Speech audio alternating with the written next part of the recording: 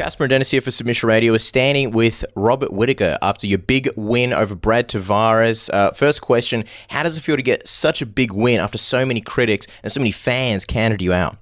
Yeah, I love the doubters. I love proving them wrong. It makes it's like the topping of it on a piece of cake. Besides that, putting in the length of the camp, the weeks and weeks of training, the weeks and weeks of sacrifice, saying no to things, and then coming out like this is just the best result. What was the hardest thing to say no to? Food. It was like, how many birthdays there were where they're like, you want some cake? I'm like, oh, shouldn't. It's like, Easter came around. That was pretty hard. Well, obviously a lot of people were like, Brad's going to beat Rob doesn't have a shot. Mentally, when you visualize how this fight would go, is this pretty much what you thought would happen, or did you see it go a different way? This is how I saw it go would happen. I've done my research. I know how he fights, and my whole game plan was, when he comes forward, I hurt him. When he goes backwards, I hurt him more. Obviously, your game plan sounds like you were ready for the 3 rounds. Did you think it was going to happen so quickly? Did you think you were going to get the first round knockout? I mean, it was pretty much over before it started. Yeah, I prepare for 25 minutes, I prepare to fight the long haul. The plan is to punch him, and if he doesn't go down, punch him some more. Don't stop, you know what I mean? And so the fact that it did finish so quickly, I'm blessed and I'm happy with. Sometimes you just land that one good hit and they can't recover from it. Well, you've got plenty of good hits, Rob. And I mean, ever since you've gone to middleweight, it really looks like that power is there for every shot. Do you feel like you have more power in middleweight than when you had to cut all that weight? And did you feel more drawn out back then, and now you feel a bit like you have more power in middleweight? 100%. I spend most of the camp now just worrying about training, worrying about the next session, rather than, what am I eating tonight? What am I eating tomorrow? What's for lunch? How hungry am I? You know what I mean? Sound like us. It's a total change. And then the weight cuts, I still got a cut like everybody else, but they're not debilitating type cuts anymore. They're not, I'm laying on the floor getting dragged around type cuts. I have more water in my head so I can take more hits. I have more water in my body and my muscles, so I have a lot more power.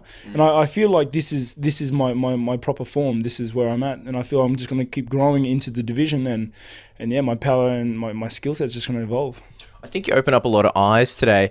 Speaking of the division, a lot of people are saying, and have been saying for a while now, Robert Whittaker, look, he's small for middleweight, obviously coming from welterweight. Do you feel like, because you're a young guy, you'll continue to grow and get bigger? I'm not saying you'll go to light heavyweight, but do you think we may see a slightly different looking Robert Whittaker in the next few years? Oh, definitely. I'm growing still. I'm still growing into my man body, and as like you said, I'm moving from welterweight to middleweight, and the difference between welterweight and middleweight is huge. Like, if you look at the size difference and the cut difference, and off season and like in season, there's a big difference even between one division. So going from welterweight to middleweight is a gradual process. When I fought Clint Hesse, I was more like a fat welterweight than I was a middleweight. Now I'm looking like a leaner, faster middleweight, and let's see how it goes. I'm going to keep training, and I'll probably be developing more muscle mass, and but I want to stay fast, and let's see how it turns out.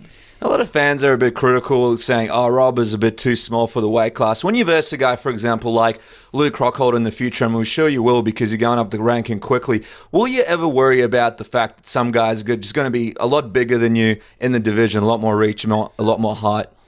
I'm not too worried about reach, per se. Like, unless you're an amazing striker with amazing reach, then, I may have a problem. But I close the gaps real quickly. I'm in and out. I can move. I got head movement. I got lateral moving, like footwork. I have no problem with mucking around with long reach. As for the size difference, truthfully, for someone to manhand, to be that much bigger than you, can grab you by your ankles and manhand the hell out of you, is ridiculous. I'm not going to let you do that.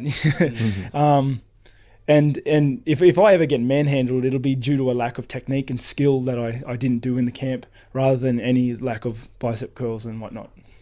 We spoke to you a couple of days ago and asked, what is it about the critics, not seeing something in you and why you're unranked? It seems like this is going to be the big fight. Everybody's sort of woken up. You might get the Luke Rockhold treatment where everyone's talking about, wow, you might be the next contender, or at least put you in the big, the big picture.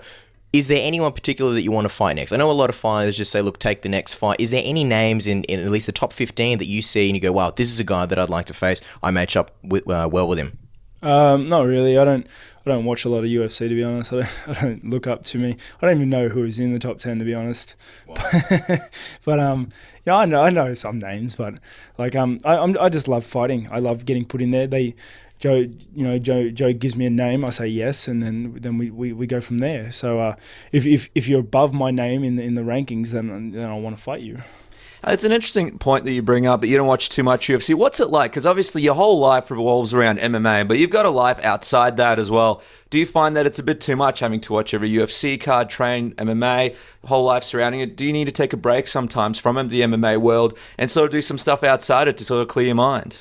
You know, that's probably what it is. That's probably why I don't watch a lot of the MMA or any other sports, to be honest. So I kind of jump in my fantasy games and whatnot, and just really delve into a world that fighting isn't as hard.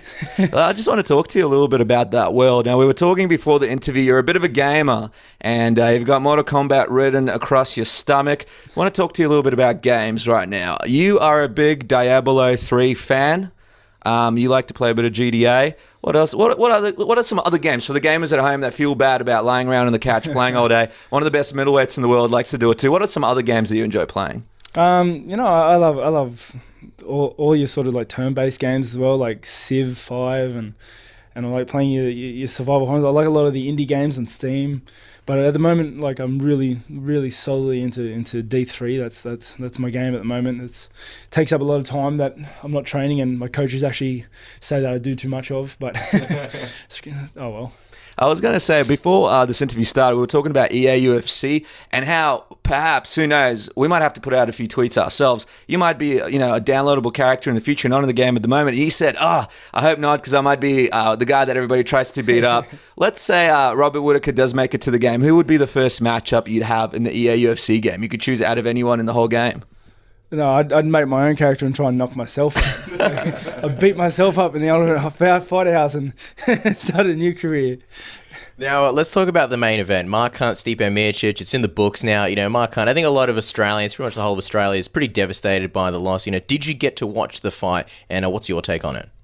Yeah, I did see the fight, and, Mark Hunt's as tough as bricks, you know what I mean? And sometimes he's too tough. But no one can take away his warrior spirit, and I can see where he's coming from. Sometimes it's better to lose in battle than to throw in the towel, and I can see that mentality. And who's to say he's wrong or he's right? My heart's out to him. He's like, I'm a huge fan of his, and I hate seeing him lose. But I'm sure he'll come back from it stronger than ever. He's been through worse. Yeah, do you think the fight went too long? Do you think it should have been stopped earlier? A lot of people were a bit, not scared, but they didn't like the view of him just sort of lying there taking so many punches. If Mark didn't give up, then I don't think the fight should have been stopped. I think it's up to him. If he had the spirit to keep going, then props to him. He's the fighter. He can say when it stops. And if he wants to go till the end, he'll go till the end. It's a fighter's choice.